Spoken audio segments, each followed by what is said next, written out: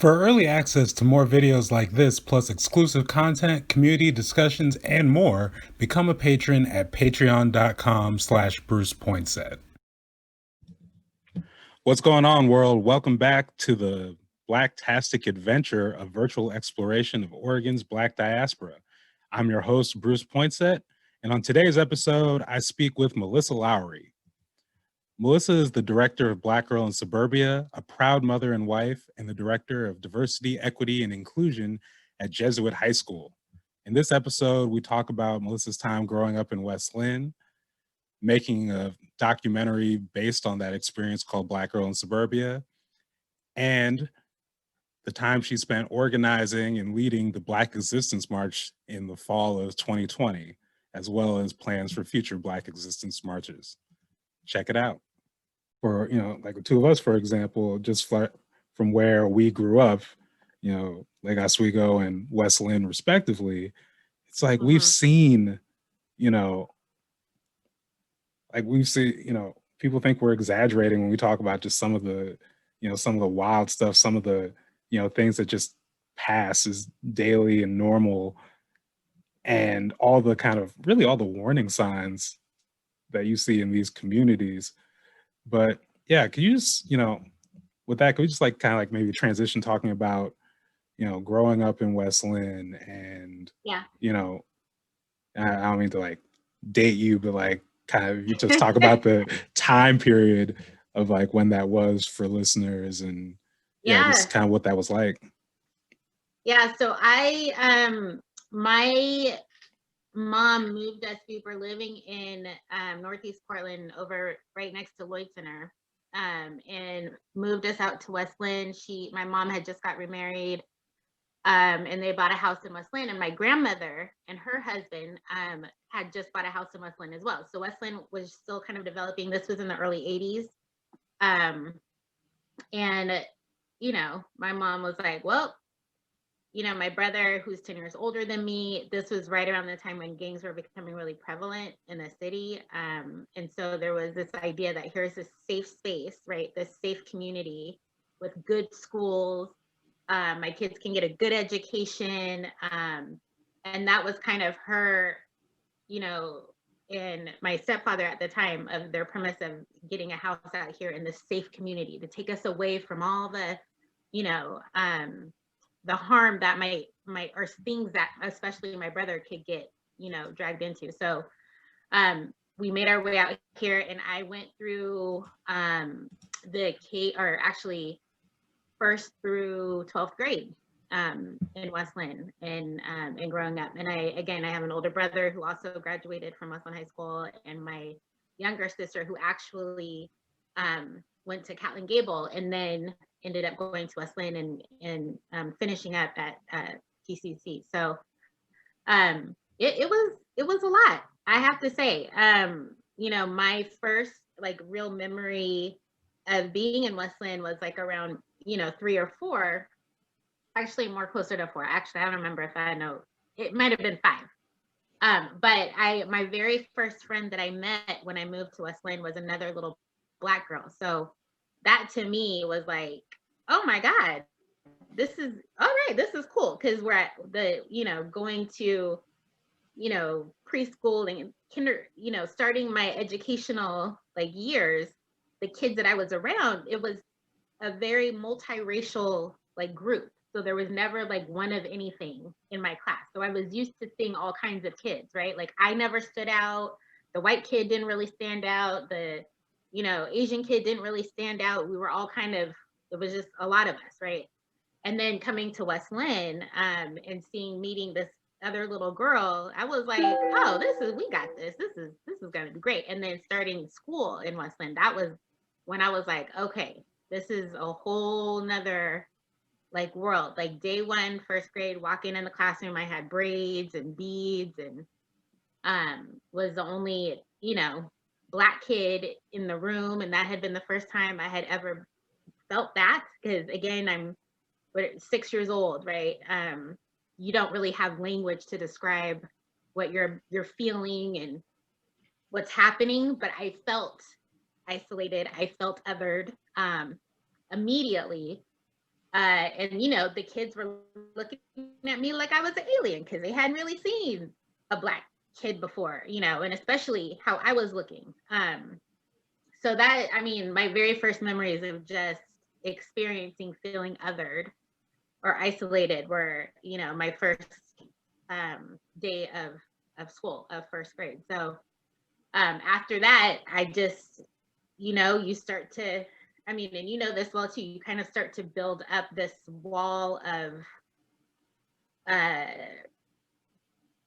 patience. And I don't even know if it's patience. It's something that you realize you have to defend yourself somehow or some way because it's not going to ease up, right? It just, there is just more. There's comments here, there's comments there. You know, another very vivid memory in like third grade and standing in line to get a drink of water, and the kid behind me wouldn't take a drink after I had just gotten a drink because he thought that his skin was going to turn the same color mine was if he took a drink. So that I too was like, huh, I didn't know that could happen. I had no idea that, you know, all this time I've been drinking after these white kids and I ain't never turned white once. Like had no idea I had that power, right? But it was really the first time that I was like, okay, I am so different. And it's my skin color that is making me different. And my hair, like it was like all of those things. So after that, it was just very apparent. And again, none of us had the language. The kids I was in school with, they didn't. It was all, you know, again, based off of perception and experience and who we'd been around, and obviously they had not had experience with children of color. So it just really was sort of me building up this kind of nether side that I needed to navigate through, you know, and building up my code switching, right? So which is to help, you know, it was kind of it was a way to survive in doing that. And so you know, I have my master's in code switching and and building that up. But yeah, so just it was all 12 years, it was just a lot of navigating through stereotypes and microaggressions and trying to find my own identity and who I am, and you know, all of those things. Yeah, I'm trying to remember. I think I developed a lot of, you know, antisocial coping mechanisms just for, you know, like I remember transferring schools in fourth grade, and I swear for like that entire first year, my thing was just like, people say something weird to me, it was just like, okay, I'm gonna stare up at the ceiling. The running joke was like, bro, Bruce is, you know, counting the holes in the ceiling. And it was like, no, I just away. like I can't escape you, and you keep, you know, yeah, I keep grabbing at my hair, keep, you know, asking me just the wildest, you know, oh, I watched BET the other week. Let me ask you a question. Like, right. It's, you know, Yep. yeah. And we, you know, I think we especially, like I said, it's Westland, Lake Oswego. So it's like right next to each other. So it's very, very, very, very similar. You know, you talked about, you know, code switching and having, you know, like a master's. I think one of the things I know that helped me a lot is just like having some level of, you know, like my family moved to Lake Oswego in '86, but my parents are both from South Carolina. You know, my mom was working in PPS, dad was kind of around, you know, working, doing stuff in Portland. So we had some level of connection in the community just outside of LO. Yep. And I know, you know, like I said, family grew up in Northeast, moved to Westland, but like, I think, you know, we've talked offline and other events kind of about just having that connection to the Black community in Portland and how important that was. So can you just like talk about that in your case? Yeah, so I think that for me was so helpful in my own growth. Was my mother was connected to the community in Portland still. So she ran the Interstate Firehouse Cultural Center for about 15 years. So, you know, on the weekends we were in Portland, and also my family lived in Portland, so we were in Portland a lot, very often. We were, we were taking dance classes and art classes and acting classes at the firehouse among a community, a very racially, culturally diverse community at the firehouse. So I grew up in this, like I said, I was living in these two worlds. Like, I had my Black girl in suburbia world that I lived in during the week. And then on the weekends, I had, I was immersed in this very multicultural world, art world, creative world. And then it was back on Monday, it was back at school, and I had to put on my, Black girl in suburbia, code switching, let's just get through it, hat. And then the weekends, it was,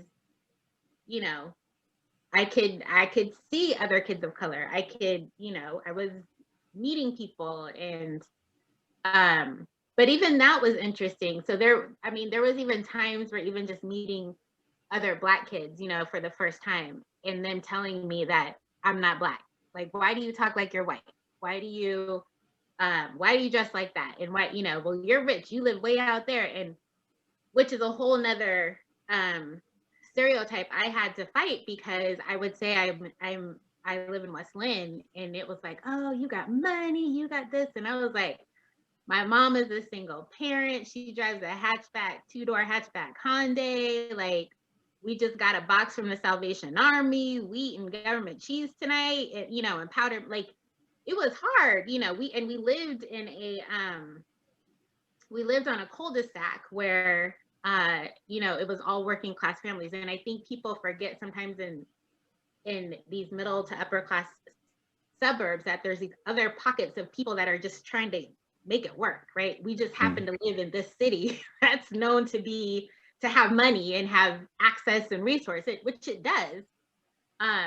Which is part of why my mom, in her mind of moving us out to keep us safe, right? Without really knowing the other experience that we would be, the social experience that we would be having. But it for the most part, to me, being able to grow up, in a world where I had both, right?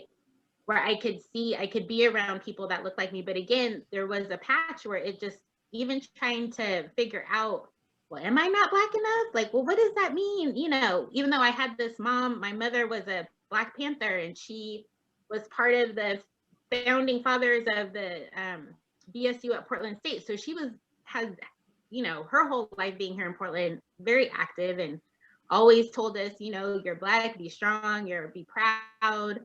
But of course, as just a young person trying to straddle, just who am I between my, racial identity, being a woman, living in this very white world much of the time, and trying to navigate all of those things was difficult. There was a patch where it was really tough, and just being a teenager is tough, right? In general, it's hard. But I do appreciate having a world where my mother was always getting us involved. So we were part of Jack and Jill. I don't know. Did you do Jack and Jill? I didn't do. I know about it, but I didn't do Jack and Jill.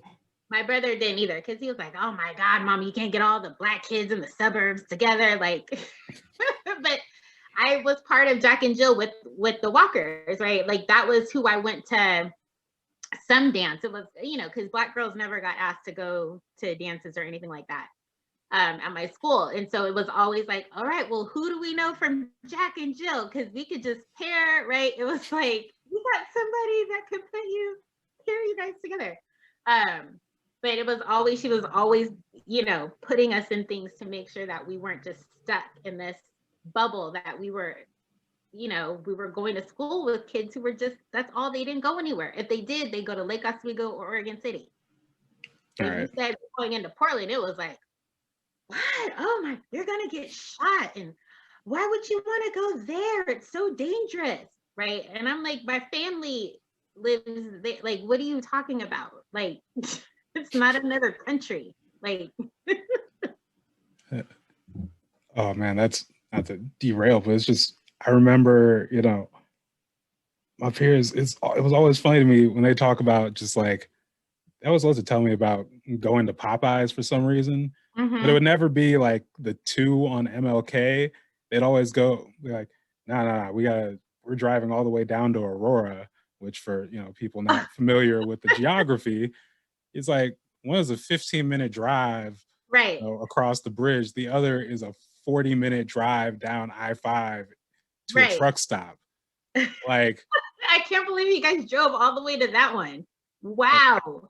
yeah, but they would like, yeah, north. We can't do the one northeast. It's sketch. It's like, okay, oh, Oh okay, my God. I'm That's the sure. best I didn't know it at the one. time. Oh, I'm sorry. No, I was gonna say that's the best one. Yeah, that's just, and also it's like again, y'all are going to a truck stop 40 minutes away when you have the option of not one, but two, right Right. down the street from each other, a 15-minute drive over the bridge because you're not going during rush hour or anything like that. But Oh my God. now I'm getting into like logistics, but and getting way too, everyone knows the point. But it's just like stuff like that where it's just like, and especially because like this isn't, what was it? Well, so like in my day when it would have been in high school, like this is, gentrification is well underway as well. So, there's that aspect as well. But just yeah, it's funny. It's funny when you look back on it. Yeah. Mm-hmm. Yeah, I would have, I mean, we took the bus all the time, and I had to take my little sister often because my mom wouldn't make it home and we'd have to meet her in Portland. So we would, leaving notes and money on the counter and walk down and we would be standing at the bus stop. And, I would see families go, friends, kids I went to school with driving by and they're like, why were you waiting for the bus? And where were, and I'm like, well, we had to go on to Portland. And so we were waiting for, they were like, oh, and you took the bus and you went into Portland. Like, I can't believe you survived. And I just, even like at a young age, like we were doing that like in middle school. And I remember thinking, like, what do they think is happening? Like, what do they think is actually like happening outside of this bubble? It just I never could understand why there was so much like interest or fear. I mean, I know now, obvious. hmm. I get it now, but even then I was just like, why is this so like, you know, um, why is it making you question so much? Right, like it's interesting to look at just like the power these narratives, end up holding over us and shaping us. And we are talking before we, hit record just about how, it's like our families grew up basically right next to each other. Yep. And we have we talk about the Walkers, and it's like we definitely have like, mutual connections, like Yeah, there's sure. probably a good chance if we actually connected like your mom and my parents, they Oh, probably know each other, oh, you know, I'm quite sure. Yeah, for sure. but at the same time, it's like, we didn't find out, like the two of us didn't find that out until what? Like a The couple Black months. Existence March, which we'll Yeah, talk about later, yeah, like yep, just you think about, I guess it's interesting when we think about like how we get isolated even within, well, I should say especially out in these places like the Westlands, the LOs, rural parts of Oregon, et cetera, et cetera. yeah, And I think that's one of the things that's kind of like part of this project is trying to create, especially with like all of these shared experiences, to create, opportunities for us to kind of just like link together, or like at least even just like see these connections of us. Like, it's important to, have a home base. It's kind of like Northeast Portland back in the day. Now it's, spread out. One side is the numbers, the other side is kind of like Beaverton-ish yeah, area, but it's yeah, and just like we have to use even just like we're in 2021, so we have like more, you know, digital ways to connect with each other, which kind of is a very, very janky transition into the next question. But did want to talk with you about, you know, you had a documentary project, have a documentary project, Black Girl in Suburbia, that, you know, has certainly made the rounds over the years, but I think it was just a great way of kind of like translating that experience into something that, you know, can touch a lot of us, even if we didn't grow up in Westland or we just know these experiences. I know it definitely spoke to me a lot. So yeah, can you just talk about one, Black Girl in Suburbia, and then just like the process of making it? Had you done a film before that? No, so Black Girl in Suburbia is my first feature documentary. So yeah, we actually, my husband and I, we were living down in Southern California for about 10 years and then ended up coming back to Portland for a job. For him, he's a basketball coach. So he got a job at Pacific University out in Forest Grove. And I'm going way back, but we had two young babies. Our youngest was 2, our oldest was 4. We had family here. We were kind of the California family or cousins or whatever that would come back and visit. But so we still had, family here, which was great. And that was kind of the big push of us coming back and being able to have kids be with their grandparents and cousins and that kind of stuff. And I was ready to go back to school and ended up actually going to Pacific because my husband got tuition remission. So all I had to pay for were books and I could get my degree while he was there. So it worked out perfectly. And so I ended up actually majoring in media and minoring in sociology.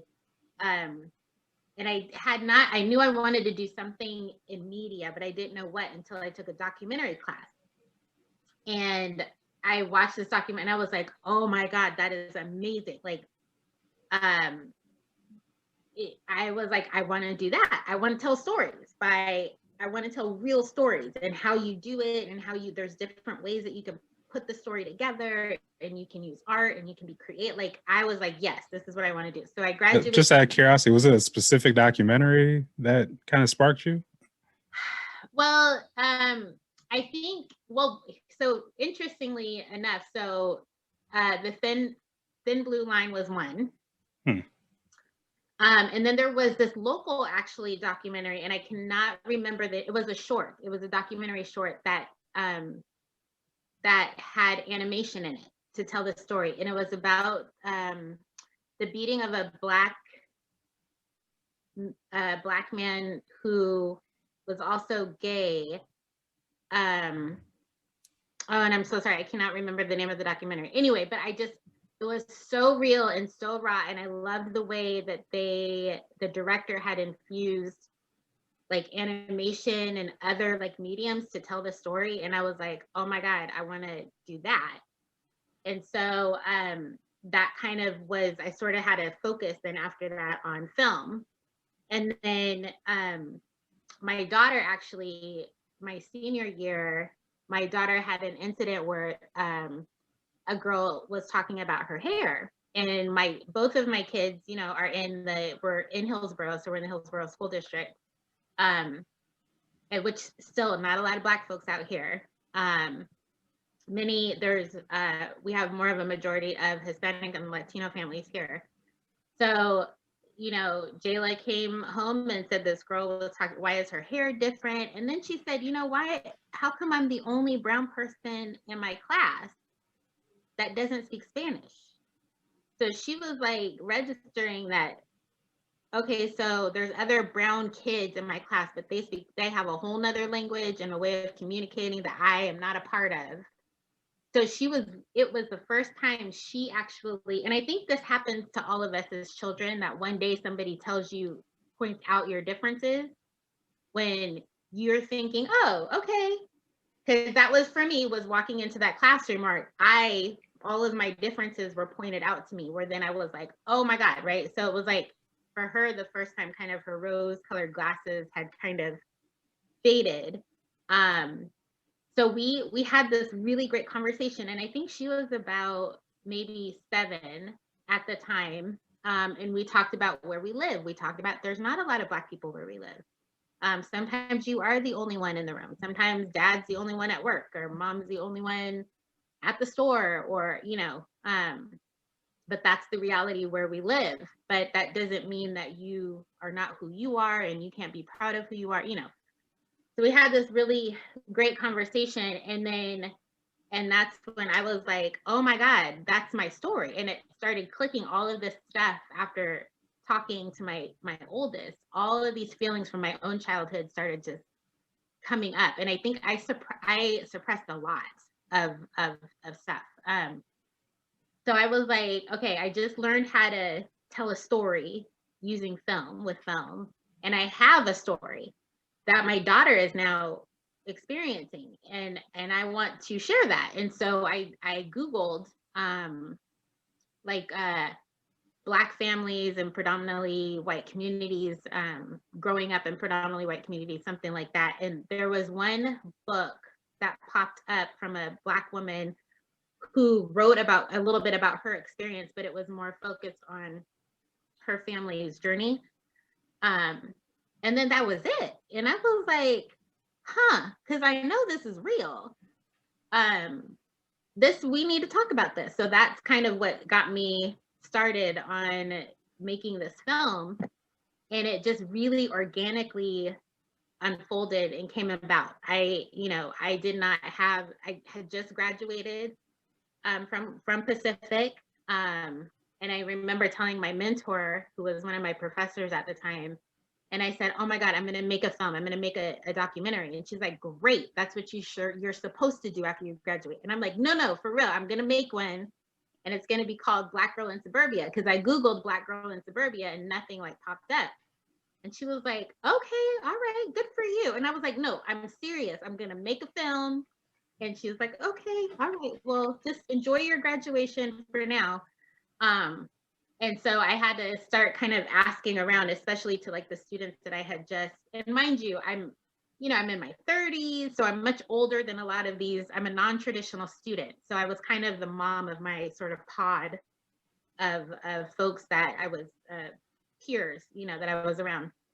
And so I started asking them about how do filmmakers make films these days? Like, I didn't have any money. I had no equipment. I had nothing to start. And so one of the guys that I graduated with was like, do Kickstarter. And Kickstarter had just become, popular. It just kind of came out on the scene as this crowd or community sourcing for projects and stuff. So I was like, great, let's do that. So we, made a little video and talked about what, the story and the experiences of what we wanted to do. And we put some like random number on there because we figured we probably wouldn't get anything. And with Kickstarter, you get all of it or you get none of it. So we put some random number of like $10,420.16, something very random. Not thinking we would get any of it. And within the first 2 days, we had already raised like $2,500. Wow. I was like, whoa. And one of the donations was a $1,000 donation from a complete stranger. And to me, I was like, what is that about? Instead of like, oh my God, this is great. I was like, whoa, okay, this means this is real. Like we got to do this.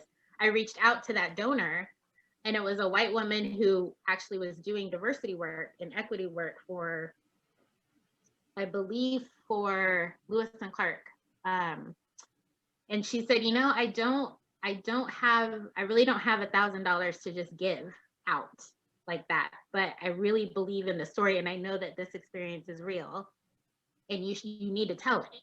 And after that, I was like, all right, done deal. We got to make this happen. Again, I didn't know I had a plan, but I could have never foreseen that now. And really, it's been from the day we started shooting to now, it's been about almost 10 years.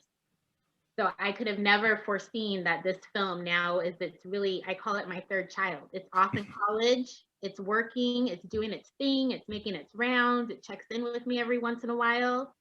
I could have never, my goal with this film, the core was to just give my children, my daughters, something that to show them that they're not by themselves in their experience. That's all I wanted to do that. But then when I started it, the film kind of got out, we put a trailer out,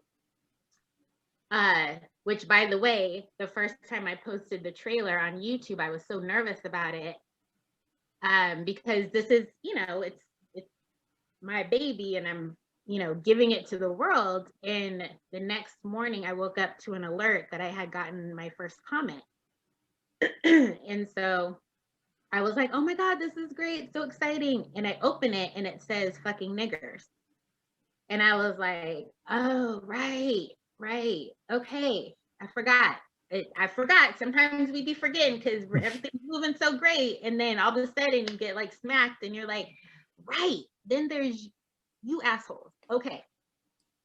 Got it. So let me come back down to reality and remember that you all are also watching and looking and needing, So, but I started to get emails from older Black women, like in their 70s, that were just like, I'm crying right now because I've never shared this experience with anybody. I felt so alone. I didn't know anybody else was going through this. I didn't know, So when I started receiving those, it was just like, okay, this has to happen. Like this story needs to be told. And as you said, like we talk,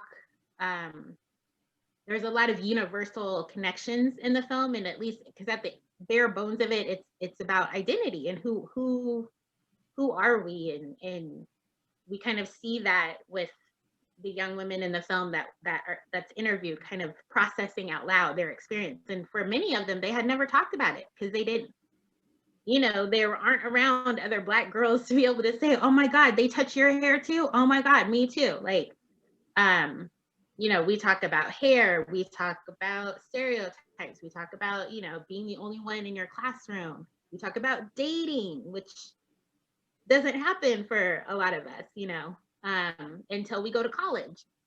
So it just, this film it was cathartic for me because I got to, I needed to come full circle because there was a lot of stuff I was holding on to that I didn't express, back then. And a lot of friends I had in high school that I stopped being in touch with. And a lot of that was because of my own like pain and trying to figure out all of the things that I had to go through growing up in Westland and all of the things in dealing with that. And so, and even for a lot of my peers who now have been in the world and have had conversations and they have their families and they're like, I can't believe, like, I don't know how you lasted, growing up in Westland. Now I know what I know.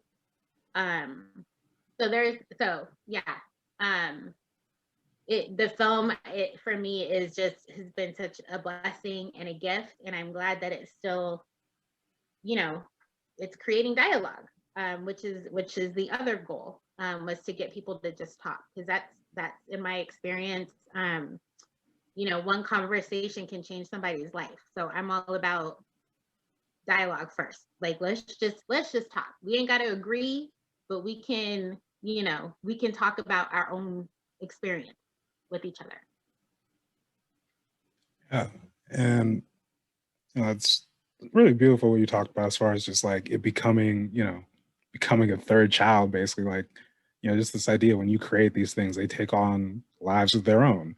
Yep. And in your case, you really like, because I think what I've often found is that there's a lot of, I guess for lack of better terms, like silent demand for stuff like this, where, I mean, we talked about, just the experience, growing up earlier where, when you're going in between these two different worlds where you're not Black enough in the Black community and you hold that with you, where there's like always that kind of like, uncertainty. But then in the white community, I don't even, I don't think they even know what too Oh, black is, and you're not but either. Yeah. yeah, but you're definitely not one of them.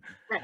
So it's like you feel, even just feeling comfortable getting out there and talking about these experiences is like a hurdle you got to get to, much less, you know, putting it out like on a project that's available for everyone and is open to, you know, critique, whether it be, you know, substantive or just, that first message you got Right. where you open it up to those people too. So, the fact that, it's taken off and that, hopefully, well, I shouldn't say hopefully, because I know it's inspired people to do, talk about their stories and, because I know in doing some of this, like organizing stuff and, equity, racial justice stuff in places like LO, one of the pushbacks sometimes I get from like other black people will be, why don't you just move to Portland? Why are you doing all this? And Right. Yeah. it's like, I was thinking like, I think this really, when I was had the opportunity to work on the State of Black Oregon 2015 and doing case studies, just all over the state where, if you're talking to someone who is from Port Arthur, Texas, and they moved to LeGrand for a job, like, that argument stops holding weight. You start realizing like people live where they live, and I can't.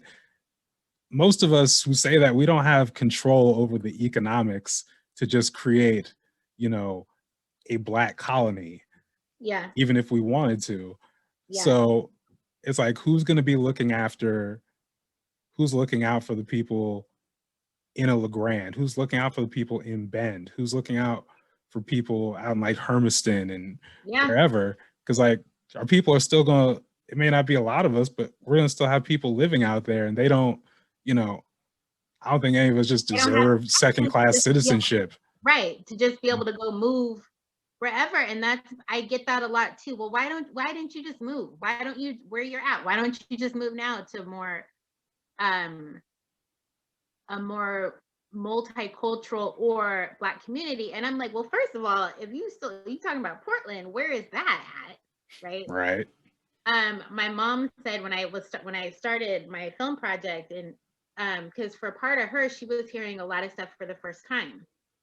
Um, and she was like, I feel like even if we were to stay in Portland, you still would have had very similar experience to what you experienced.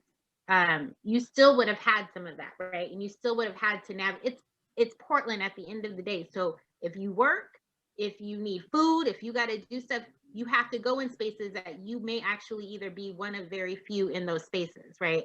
And you still have to navigate how to do that. And yeah, absolutely. And absolutely, we could have had the choice or not. Actually, back then, we couldn't afford to move or, move anywhere else. But, like I tell my kids, like, you have to be able to navigate where you are as best you can. If you have the means to move and be in the exact community that you want to be in, that's amazing. If you can't, you have to do your best to try to navigate. And I'll say, um, as hurtful as many of the experiences that I had in Westland were, I learned a lot.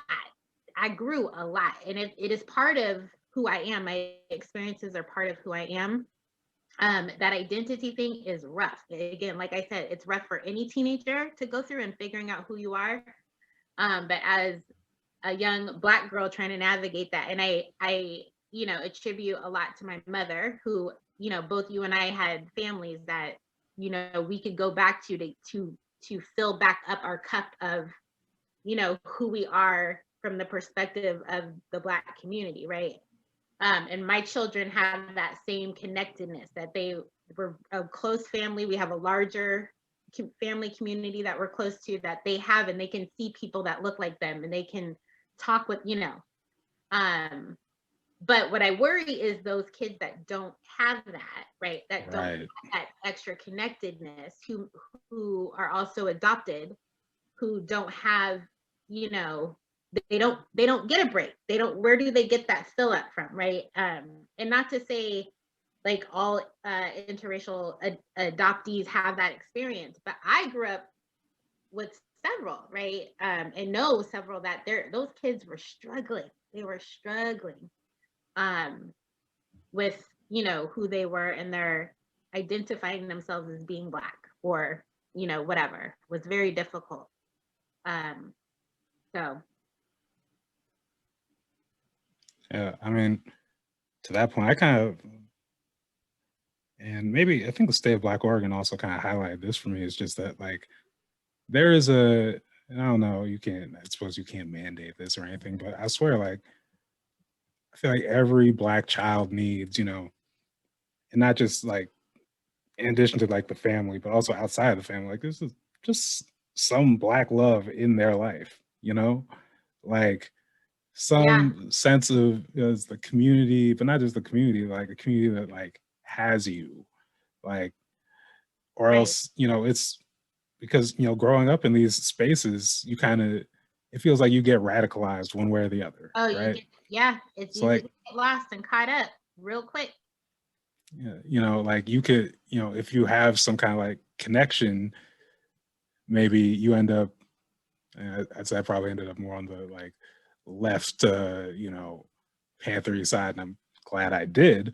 But, you know, at the flip side, of course, it's like if you're just trying to survive and the only thing people are telling you is assimilate, and even in some cases, just like really just hating yourself and hating, you know, your culture, your existence, Yeah, but that's the only way to survive. And then, you know, you grow up like that, you go, you know, like it's kind of sad for me to watch people who are, you know, who clearly you can tell that that's kind of like the side they took on, and it's kind of, it's starting to, you know, now that they're out of like a bubble of whatever and they're just in life, but you're in your like 40s and 50s and you're watching that kind of like unravel in real time, or like people struggling with that in real time, and you're like, man, yeah, let's, it's what can hard. we I mean, do? there's a couple of young women in my film that I interviewed that were, it was hard for them just to be in a room of Black girls, all Black girls. Like that was difficult, right? So, um, yeah, that for me was the something I had not really thought about when I was making my film till I talked to these young women, and that's what's great too. Not, I'm not bragging about my film. I'm bragging a little bit. It is pretty good. It's a good Yeah, film, it's but worth it. it's worth it. It's worth the 53 minutes. But for me, part again, this process making this film took about 5 years to completion. And I learned. I mean, you talk about learning on the job. I was learning on the job. I was my eyes were open to, you know, other experiences of Black girls growing up in predominantly white communities. That it's, although our stories are similar and a lot of very specific things are mirrored, how we go about it and how we actually internalize it and see it is very different. And I got that from these women in my film and the people that I interviewed, and it was just like, yeah, okay, yep, I can totally see that. And you know, I um, it was hard to hear some of them, but then also remembering that they at the time they were still in high school, so there was still a lot of developing to come. But just really, some of it just made me really sad because they didn't have that connection to even trying to figure out who they were as how society sees them, right? So I mean, and I've gotten that too. Like, aren't you scaring your children when you talk about them, you know, and their color and being out in the world? And I'm like, no, I'm preparing them. Like maybe it's scary, but that's the reality of Black people in this country. It's scary to be Black in this country. That's just reality. And I'm prepping my children so that it's important that they know how society sees them when they're out in the world.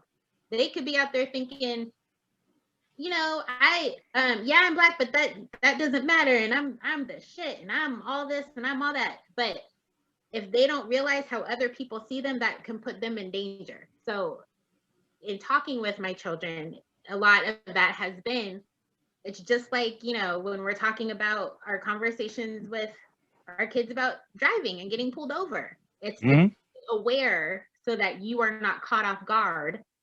I remember we had in my film, you know, there's a scene where I'm braiding my daughter's hair, and I was telling her about you know, this incident with this young boy who wouldn't take a drink of water from the water fountain. And she was like, "Oh, mom, I can't even imagine that, and I just can't."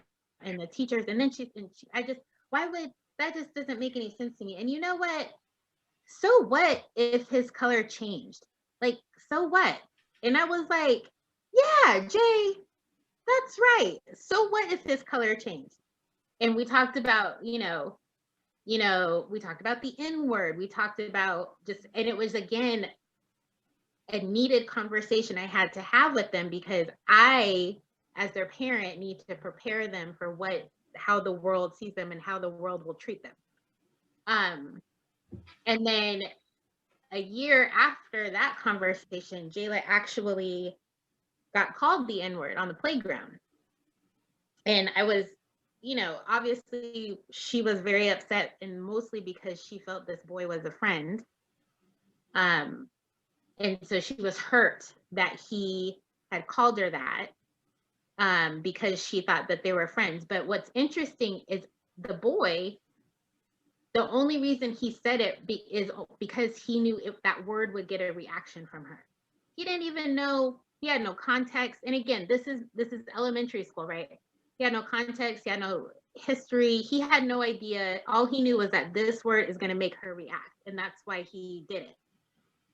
But my daughter, because we had a conversation specifically about this and what happens, we did a whole role play. I said, what would you do if you got called this? What would you, So she was prepared, right? It sucks, and I hate that it happened. She hates that it happened, but she was prepared so that she was not, I didn't want her to be caught off or just not have no idea of the weight of what that word is, when somebody else calls her that, right?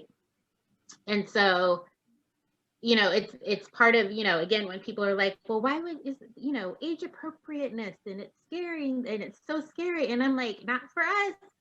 If we don't prep our kids and talk to our kids about it, they're going to it's putting them in harm's way if they don't know and if they don't understand, It's absolutely survival. I mean, right. I remember, my parents, giving me the, driving while black conversation, and, being at that age of like, I'll say like 17, and thinking, oh, yeah, I know this happens, but it's not going to happen to me. Right. I follow the rules. I do. Why would anyone mess with me? And then, of course, it happens, and it kind of like you have that moment of shock, but then it clicks, and oh, this is where we are. And it happens again, and you're like, oh, right. And then you pick up, and there's like an old Dave Chappelle joke where like every black person's like a qualified paralegal or whatnot, but like honestly, like it's not that far off. And I think about every time like how I would react versus like a white friend or a white acquaintance I'm with, and like I would definitely get shot for what you are doing right now. This is how but Right. But moving it on though, we talked about creating the documentary also, and kind of like filling that need. You also led something very recently that kind of like speaking like building that connection with the Black Existence March back this fall. Can you just talk a little bit more about the idea that brought that along, and just talk about how Yeah. it went for the people? Yeah. So I over, as you know, over the summer, a lot happened in Black Lives Matter, obviously, which has been a movement, that has been gaining steam and power over the last couple of years. Uh, was kicked into high gear over the summer, especially after George Floyd. So then that led to all the protests in Portland, and my children were heavily involved in marching and being part and organizing and all of that. And was like, Mom, you got to come with us to these marches, and which I'm all for. And I went with them a couple of times, and the marches did not, and we're in a crowd of thousands of people, and I can count on one hand the number of Black people that I see, right? And I was like, it doesn't feel right to me. It's great that people are out here marching for Black lives, and they're shouting in my face, Black Lives Matter, Black women matter. And I'm like, yeah, I know they do.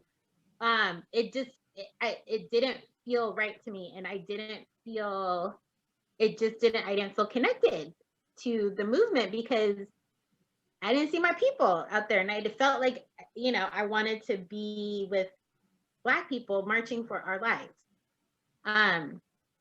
So I remember telling the girls, like, you all can go, I'd be safe, and I got you and everything, but I can't do another march where it's just going to be like 5 of us and thousands of white folks. And go white folks, even though, part of me, it was hard to trust that most of them were there for the right reasons, and how were they going to take their activism of that day back home and actually do something? Like, what are you doing aside from being here? Like, what are you doing behind the scenes? Because that's what really matters. Like, this is great. Right. And we're blocking traffic and we're doing the thing. That's awesome. But like, how are you extending that to the real work, behind closed doors? So there was just a lot going through my head, this summer in regards to protests. So I had started thinking about, what if we did an all Black march? Like, and I don't know why I was thinking that somebody was going to do it. Like, I just was maybe it was wishful thinking. I was hoping somebody would just plan it, and then I would see it somewhere and I could be like, oh, thank God. Yes. All right. But I never saw it. And so I thought, okay, could I do this? Even though I've never organized anything like this ever. And then do I have the resources, and do I know the people? And I was like, I do. I got some resources. I know the people that can help and organize this. And so you being one of those folks, and we put together a team, and it took us about, I want to say it took us about a month. I think we started planning in August, or maybe late August through September, because then eventually the march was the first part of October. So we planned, and there were, again, a lot was going on. The Proud Boys were holding a lot of rallies and marches during that time. So it was a little scary on trying to coordinate days for us to do it. We weren't sure how many people were going to show up, but it was a beautiful day. I mean, I think we had maybe about 100, I don't know, maybe including organizers and everybody. We had a nice little crowd out.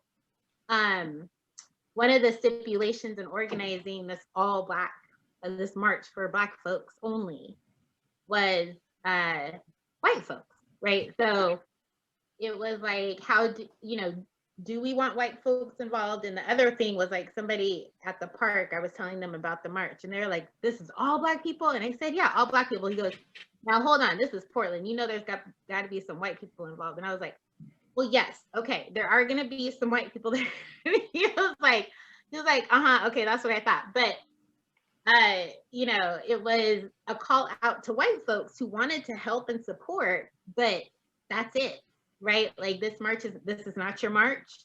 There's no chanting, no, like, you don't get to hold signs. Like, you can be out on the perimeter, and you can help us with the t-shirts, but you're going to protect the space and allow us to have our own space. And I'll say our volunteers that came, our non-Black volunteers that came, were great. Actually, they took care of us. They stayed in their lane happily. I did not receive any pushback. I didn't hear of any pushback. And it was actually really beautiful that, like, there was this trust of being protected and taken care of by folks that were like, no, this is, we will, you know, whatever you guys need, we will support you. You know, do you need some water? Do you need a cookie? Like, you know, and then it was hands off. And so I was really, to be, you know, I was nervous, right, to put that call out because we were getting a lot of folks really interested to help who were not Black. And I was nervous to be that specific that, yeah, but y'all can't be here like that. Like, if you're going to help, here's the lane that you absolutely have to commit to staying in, you know. Um, and again, those folks that showed up, they did that, and they didn't complain, they didn't push back. They were like, so I thought, okay, so we can do this.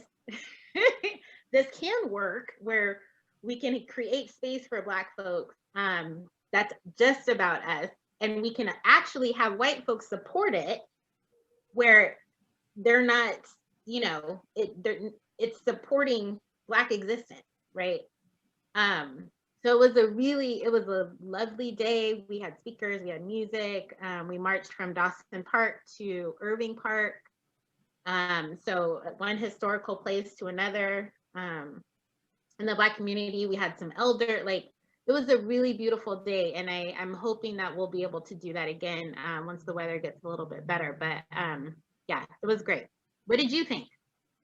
Yeah, no, I thought it was a beautiful day. I thought it was actually like one of the highlights, you know, seems small, but just kind of my year last year is that, Yeah. you know, seeing other people from LO, which for those who don't know, I don't know who doesn't, but, you know, the nickname Lake No Negro. So seeing other families from LO, you know, showing up and us being able to take, like, I think we took like a group picture for one of them.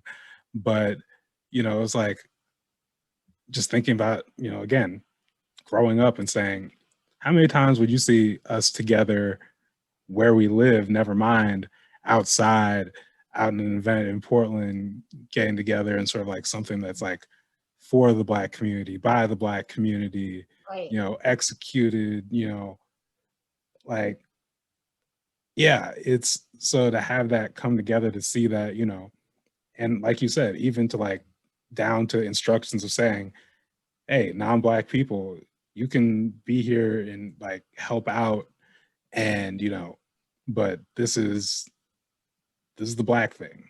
we're Right. we're celebrating Blackness. If you want to be, you know, you want to help out, you want to like pass out coffee for people, pass out hand warmers or hand sanitizer, and Right. I guess I should say hand warmers because I think it was still warm by then, but you know, pass out hand sanitizer and, you know, help out on the sides to make sure people are protected, you know, Yep. on the perimeter, like, and seeing people again understand and execute that, because people will tell you all the time, it's like, I just can't, you know, like they have we meet so many people who like they reflexively cannot not make it about them. Yes. So Yep. to watch people actually like get Follow it. through. Yeah. Yep. That's why I was like, okay, so this is possible. And there are white people willing to just listen and follow direction, follow the lead of Black people. Like, you're actually following our lead. Like, that's amazing. And thank you. Like, you know, it's not hard because you're volunteering, you're helping, and you're following the lead. And there's, you know, that's it. And you participated in making this day so special for so many people that it's like, that's in itself is amazing, right? So yeah, I'm really hoping that we can organize something. I'd love to continue to work on this idea of Black existence in Portland, especially because we're all so, you know, spread out, and we all have a lot going on and working on lots of projects. So it was kind of a really great way. I mean, there was, you know, our team, we had creatives and activists and filmmaker, like everybody really on this team. And so yeah, so hopefully we'll be able to get the crew back together and create something this spring when it gets a little warmer. For me, it's also just a sense of like duty of like, I'm all for, regardless of what I'm doing, if whatever position I'm in, if I could have any influence over, you know, um Black people not feeling anxious walking down the street. If I could have any influence over, just the other day, my neighbor was telling me the other night, she witnessed a young black man get pulled over, and 16 cops showed up for this one kid. And she was yelling out the window, you know, I'm watching you, I'm watching. All of them had their guns drawn. And this is after the Capitol. And so things are still happening, right? Even amidst all of these things and all the light bulbs that white people are having now of like, I can't believe this is happening. You know, it's always been happening. It's continuing to happen. And if I had any influence or could have any influence on these things and on preventative measures and preventing things like this young man being pulled over by 16 cops, I feel it's my duty to somehow help, you know, in preventing those things happen, whether I'm, you know, being an educator or I'm just a citizen, just being a mother. I think for me as a mother, if I could be in a position or have the opportunity where I could prevent or influence things like these happening, I'm all for it. But that's like my thing and my duty and my purpose, or how I see, you know, my purpose. And we're living in a time that, you know, is so scary, but at the same time it's so exciting, because this is how real change happens, is when in the midst of chaos, right? Right. It's not going to get any better. We're going to witness a whole lot of horrific things, I feel. But listening, as you said earlier, and talking about youth, like I have conversations with my 16-year-old and my 18-year-old, and they got this. And I'm not putting it all on the youth, because I'm still here and kicking, and I still can contribute as well. But these young people that I've talked to, like, they are so on it. And so I feel hopeful in them. Growing up in this time, and I call them the Obama generation, because they grew up, their first president was Obama for the first 8 years of their life. So they grew up in, you know, wanting to create change and wanting to, you know, to serve others. Like, so they know, they have this sense of it. And to hear them talking about voting for the first time and pre-registering and, like, you know, what needs to happen, I'm like, as crazy and chaotic as things are right now, it's necessary, because stuff doesn't happen unless you got to shake it, right? And we are being shook right now. We're in the middle of being shook. And a lot of who are being shook right now are white folks, which, welcome to the party. Welcome to reality. You're getting a big dose of that right now, where you can now not unsee it. But that's needed for the systems that need to change, is they need to see, you know. And again, I go back to the youth, and I'm talking about all kind of kids, white kids, black kids, like they are on it. So I feel hopeful. It's scary, but I'm going to be doing my duty to assist these young people in creating the change in the world that they want to live in, and they want their children to live in. And I'm gonna, you know, do my best to support that. And again, if there's any way that I would have influence to prevent more Black people from dying or from feeling anxious about just being in the world, then I'm gonna do my best to do that. Yeah. You know, just to that point about, you know, the younger generation, I mean, it's just, you know, objectively just more organized than, you know, it's like, I graduated from high school in 2007. The idea that, you know, there would be BSUs at both high schools in Lake Oswego, you know, it still kind of blows my mind. Never mind that, you know, some of the things these kids are doing, like, it's not like even just getting together would have been a big deal. Yeah. Never mind, you know, organizing demonstrations, you know, putting on assemblies, doing, youth mentorship programs, like as, like you said, yeah, it gives you hope. And it's not to, again, not to put it on them and just say, well, they've got it. No, they are on it. And also we are out here, we have our Yep. experiences and the lessons we've learned, and we're able to build on what other generations were doing. I mean, even though, like, when we kind of bring it back to talking about the school experience, like, Yeah. generations before ours was like, it was like the busing generation, and we were kind of like, the families that moved into the suburbs and took it to that next level, and now we're kind of like taking those lessons and it was kind of like synthesizing those experiences and trying to take it the next step further, connecting people in these, yeah, we may get split up and kind of like spread out around here. We're like, okay, we know what that means, we know what it's like to be isolated. Let's create things to connect us. Right. Let's keep, yeah, we're just going to keep filling in what needs to be filled in, keep building. And yeah, we're in a scary, chaotic time, but like you said, that's where change happens. That's when change happens. Yep. So yeah, with that, that's what I've got for questions. But is there anything else you'd like to add for the interview, or things maybe I didn't touch on that you think would be important to Shoot, Bruce, share with I the think people? we talked about everything. Yeah, I'm It's looking been at the time here. an hour and 30 minutes, hour and 40 minutes. We talked about everything.